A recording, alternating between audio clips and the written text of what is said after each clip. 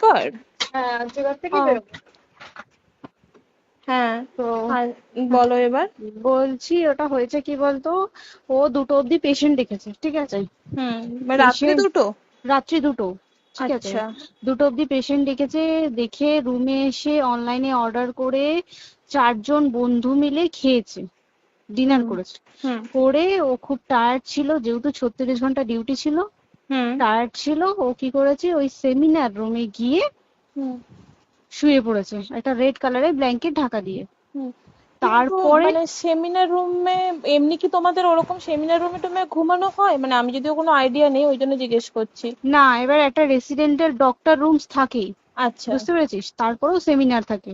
এবার হুম। সেমিনারে একটা বেড থাকে, আর আচ্ছা ডক্টরস রুমে 2টো 3টে, যেরকম বড় ঘর হবে সেরকম বেড পাতা থাকে। আচ্ছা আচ্ছা। মেনলি ডক্টরস রুমে শোয়ার কথা, ঠিক আছে। হুম হয়েছিল কি, ওকে বডিটা পাওয়া গেছে সেমিনার রুমে, হুম কিন্তু ঘুমাচ্ছিল ডক্টরস রুমে। যে হুম রুমটা তোর এখন ভাঙা হয়েছে, দেখেছিস রুমটা ভেঙেছে, হুম হুম হুম হুম, একটা ভিডিও ঠিক দেখছিলাম। বাথরুমের পাশেই, হুম ঠিক আছে, মানে বাথরুমটাকে অজুহাত দিয়ে হুম ওই রুমের দেয়ালটা ভেঙে দিয়েছে। অ্যাকচুয়াল কাণ্ডটা ঘটেছে তোর ইয়েতে, ওই রুমটার ভেতরে, ডক্টর রুমে? ডক্টরস রুমে। ডক্টরস রুমেটা ঘটনাটা ঘটেছে, ওই বডিটাকে তো ডক্টর ধস্তাধস্তি। রুমে ওই দিন আর কেউ ছিল না, খালি মানে অনলি ওই দিদিটাই ঘুমাচ্ছিল? হ্যাঁ, এবার তোকে আমি বলি, অন কলে নিশ্চয়ই একজন থাকবে না, না। ওরা জুনিয়র সিনিয়র মিলিয়ে থাকে, এমনকি থার্ড ইয়ার একজন থাকবে, সেকেন্ড ইয়ার একজন থাকবে, হুম প্লাস ফার্স্ট ইয়ারের ইন্টার্নশিপরা যারা থাকে তারা ইন্টার্নরা থাকে। হুম আর চেস্ট এমন একটা ওয়ার্ড হচ্ছে, কোভিড এর পর থেকে প্রায় হামেশাই সবার শ্বাসকষ্ট হচ্ছে, মানে আসছে মানেই শ্বাসকষ্ট হচ্ছে। হুম আর চেস্ট ওয়ার্ড আর চেস্ট মেডিসিন দুটোই হুম পাশাপাশি ওয়ার্ড, হুম ঠিক আছে। হুম। তো কেউ কি শুনতে পায়নি? কেউ শুনতে পায়নি। হ্যাঁ, ওটাই তো আমি ওই দিনকে ওটাই ভাবছিলাম এবার যে। দেখ, ধস্তাধস্তি করাতে একটা নিশ্চয়ই চিৎকার হয়, একটা ভাইলেন্ট হয়, হুম হুম বুঝতে পেরেছিস। হুম তারপরে আবার কি, যে 4জন ওর সাথে খেয়েছে তারা কোথায়, তারা কেন মিডিয়ার সামনে আসছে না? হুম। তাই ঠিকই তো, তো। তারা কেন আসছে না? তোমার ওই এক- দিন ডিউটি ছিল না রাতে? ওই দিনকে আমি নাইটে ডিউটি করছিলাম। আচ্ছা। আমি নাইটে ডিউটি করে এসেছি, আমার লাস্ট নাইট ছিল। তো হুম আমার তো 3 দিন নাইট থাকে, তিন হুম দিন নাইট থাকার পর লাস্ট নাইট ছিল, লাস্ট নাইটের পর বুধবার আমার লাস্ট নাইট, বুধবার রাতে ঘটনাটা ঘটেছে। হুম আমি বাড়িতে এসেছি, রীতিমতো বাড়িতে এসে শুয়ে পড়েছি। 3টের সময় আমার কাছে ফোন এসছে যে সবাইকে ডেকে পাঠিয়েছে, ইমিডিয়েট আয়। হুম। তখন গিয়ে দেখি আরজিকরে এই অবস্থা, পুরো গোটা হাসপাতালকে ডেকে পাঠিয়েছিল। গিয়ে দেখি পুলিশ ছয়লা, মানে, আর ওকে যেভাবে, আমি তো বডিটা দেখেছি রে, মানে আমাদের হুম এখনো পর্যন্ত চোখ থেকে নামছে না। রীতিমতো মনে হচ্ছে মেয়েটা যেন আমাদের পাশে পাশে ঘুরছে, হুম একদম হুম হুম এরকম, মানে মানে অদৃশ্যমান, মানে আমরা এরকম ভাবতে পারছি না যে এরকম ভূত হুম থাকে বা একটা স্পিরিট থাকে বা কিছু। এখন আমরা বুঝতে পারছি না ওর আত্মাটা এখনো ঘুরছে আমাদের আশেপাশে। দেখ, ওর আমার তলাটায় নাকি, তো ওর থেকে ও থাকে 4তলায়, 4তলায় ঘটনাটা ঘটেছে, ঠিক 2টো ফ্লোর নিচেই আমি থাকি, আমার আচ্ছা। রুমটা, ঠিক আছে। কিন্তু তাও আতঙ্কে আমরা মানে একদম স্তব্ধ হয়ে গেছে আরজিকরটা। কিন্তু ব্যাপারটা হচ্ছে, তাহলে ডক্টর রুম থেকে ওকে সেমিনার রুমে নিয়ে যাওয়া হয়েছে? হ্যাঁ, অবশ্যই নিয়ে যাওয়া হয়েছে।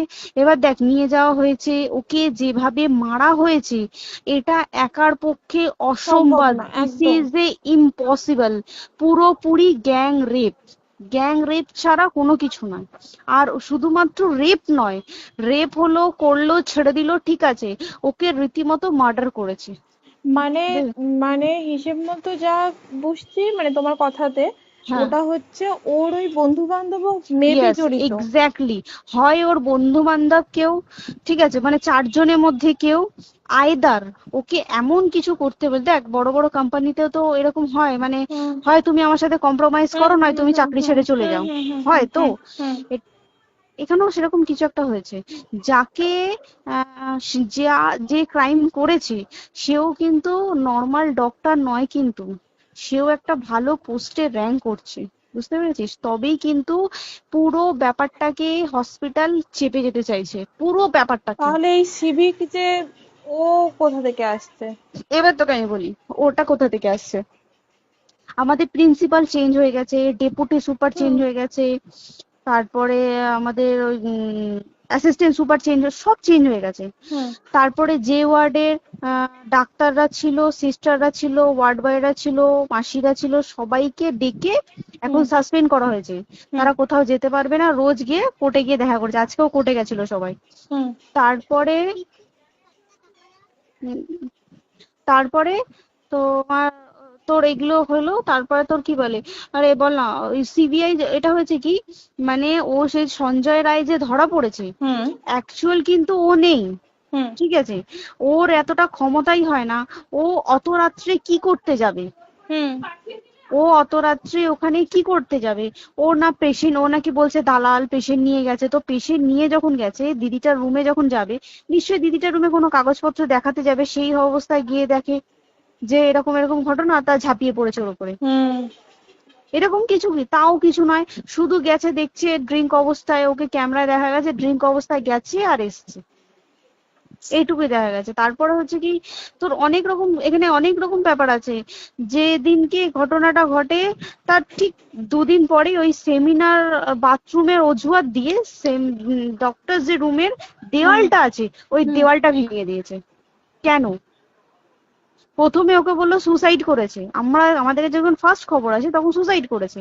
হুম তারপরে যখন হসপিটালে যাই তখন গিয়ে শুনছি নাকি না সুসাইড করেনি, এটা রেপ করেছে, রেপ করে মার্ডার করা হয়েছে। হুম বুঝতে পারলি, এখানে বিশাল বড় একটা গেম চলছে। এবার আর যে ওর উপর কি রাগ ছিল মানে? হ্যাঁ হ্যাঁ হ্যাঁ হ্যাঁ হ্যাঁ হ্যাঁ, একদম আমি তো কি বললাম, শোন তুই যদি কারোর সাথে কম্প্রোমাইজ করিস তাহলে তোর পোস্ট হুম বাড়বে, হুম হুম তুই হুম কারোর সাথে কম্প্রোমাইজ করবি না তোকে মার্ডার করে দেবে। মানে মানে ওরকম টাইপের কিছু বলছো তো? এরকমই টাইপের কিছু একটা ছিল। আইদার খুব রাফ, মানে খুব রাগ, খুব মানে খুব ওর উপরে খুব ফ্রাস্ট্রেশন ছিল, যারই ছিল খুব ফ্রাস্ট্রেশন ছিল। শুধু ওকে মারিনি রে, রীতিমতো মার্ডার করেছে। ওর যে ক্ল্যাচারটা ছিল, হুম ওর আমি ইউরিন, শুনেছি এটা। ওর ইউরিনের রাস্তায় ক্ল্যাচারটা ঢুকিয়ে দিয়েছে, তুই ইস, জানিস? মানে কি বলবো, মানে ওকে দেখা যাচ্ছে না, আমরা তো দেখেছি নিজের চোখে, ওকে দেখা যাচ্ছে না। মানে একটা ব্লিড। মৃত্যু কতটা, মানে এইটা মানে প্রচন্ড কষ্ট পেয়ে একটা মেয়ে মারা গেল না? আর ওর যে গলাটা চেপে ধরেছে, আহ ওর ওই চেপে ধরাতে মানে এতটাই জোরে চেপে ধরেছে যে ওর চোখ ফেটে রক্ত বেরিয়েছে। আহ, ছি, ছি, ছি। বুঝতে পেরেছিস? মানে মানে কি বলতো, যদি ধরা পড়ে না উচিত, মানে যারা এটার সঙ্গে দায়ী না আর এই ওদের। যে সিবিআইটা হয়েছে, সিবিআইটা একমাত্র আমাদের জোরেতেই সিবিআইটা এসছে। মানে হুম হুম আমরা ওই সঞ্জয় রায় একার পক্ষে সম্ভব না এইসব। তারপরে পোস্টমর্টম রিপোর্টে তুই জানিস ওই আমাদের ভাজাইনা থেকে 150 গ্রাম স্পাম বেরিয়েছে। ইস, পোস্টমর্টম রিপোর্ট 150 গ্রাম স্পাম, মানে বুঝতে পারছিস? Hmm not a calculated, minimum minimum কম করে 6 থেকে 7 জন করেছে ওকে রেপ। ছি ছি ছি। ওই জন্যই তো আমরা এতটা বেশি ভাইলেন্ট হয়ে গেছি, বুঝতে পেরেছিস? আর তারপর আমাদের দেখো, একটা মেয়ে তার কাজের জায়গাতেই ছিল, এমনটা নয় যে রাস্তাঘাটে কোনো বিপদ, ও তার কাজের আরে জায়গাতেই সেফ নয়। শোন দেখ, বড় বড় কোম্পানিতে কি হয়, রুমের ভেতরে এগুলো হয়, মানে ধর রুমের ভেতরে হলো, যেমন কল সেন্টারে হয়, নাইট হুম শিফটে হুম হয়, হুম হুম। এইগুলো একসেপ্টেবল। বাট হসপিটাল হচ্ছে কিন্তু এমন একটা আরজি এরিয়া, করের মতো একটা, হ্যাঁ। আরজি কর বলে না, যে কোনো হাসপাতালে কেউ যদি স্ব ইচ্ছায় কারোর সাথে রিলেশনশিপে গিয়ে করতে চায় সেটা আলাদা জিনিস কিন্তু, হুম ঠিক আছে? হুম কিন্তু কেউ কারো বিরুদ্ধে এইভাবে করতে পারে না রে, তুই জানিস না? মানে ওয়ার্ডে দেখ, কম বেশি আমরা সবাই ঘুমাই, কম বেশি আমরা হুম সবাই জেগে হুম। থাকি, জেগে তো থাকি, তাতে কি কেউ শুনতে পায়নি? তার কি একদম সেটাই। ভাইলেন্স ছিল না? যদি কেউ না শুনতে পারে তাহলে ওর খাবারে কেউ কিছু মিশিয়েছিল, হুম তাই কি না? হুম হুম সেটাও পোস্টমর্টম রিপোর্টে মানে লিক করছে না যে কেন খাবার খাবার ও তো খাবারটা খেয়েছিল, সেটা তো নিশ্চয়ই পেটেই ছিল, পেট থেকে তো হুম বমি করে বের করে দেন, সেটা হুম তো ফরেনসিক রিপোর্টে কিছু বলবে। হুম আর তুই জানিস না, দেনার দেন মানে ধর পোস্টমর্টম রিপোর্ট আসতে 3 দিন সময় লাগে। হুম ও যেদিনকে মরেছে ঠিক তার পরের দিনকে বিকালবেলা পোস্টমর্টম রিপোর্ট বার করে দিয়েছে, মানে বডি বার করো আর পোড়াও, হুম 10 সেকেন্ডের মধ্যে ওর বাড়িতে নিয়ে গেছে, তারপরে বডি পুড়িয়ে দিয়েছে। মানে কি বলবো, হসপিটাল, মমতা ব্যানার্জি, সবাই মানে তৃণমূল প্রত্যেক সবাই হুম এটাকে পুরোটাই কেসটাকে চাপা দিতে চাইছে, পুরোটা পুরোটা। তবে তুই ভাব, যে মানুষটাকে এত ক্ষতবিক্ষত ভাবে মেরেছে, তাকে অভিষেক ব্যানার রেপ কি কলকাতায় প্রথম হলো? নয়, হুম বিভিন্ন জায়গায় বিভিন্ন ভাবে রেপ হয়েছে, হুম ধরা পড়েছে, ফাঁসি হ্যাঁ। হয়েছে কি হুম। জেল হয়েছে। হুম। অভিষেক বন্দ্যোপাধ্যায় কেন বললো জাস্ট এট তোর কি বলে এনকাউন্টার করতে? মানে কি সঞ্জয়কে যদি এনকাউন্টার করে পুরো কেসটা চাপা পড়ে পুরো যাবে, কেসটা চাপা পড়ে যাবে একদম। স্টুডেন্টরা ঠান্ডা হয়ে যাবে, হুম হুম। আর আমরা সেটা মানবো না, আমরা সেটা হতেই দেব না।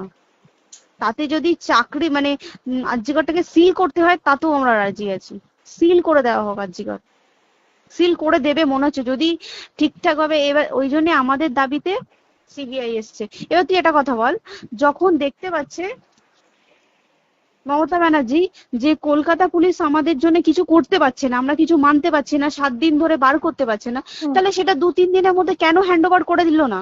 হুম। তাই তো। তাই কি না?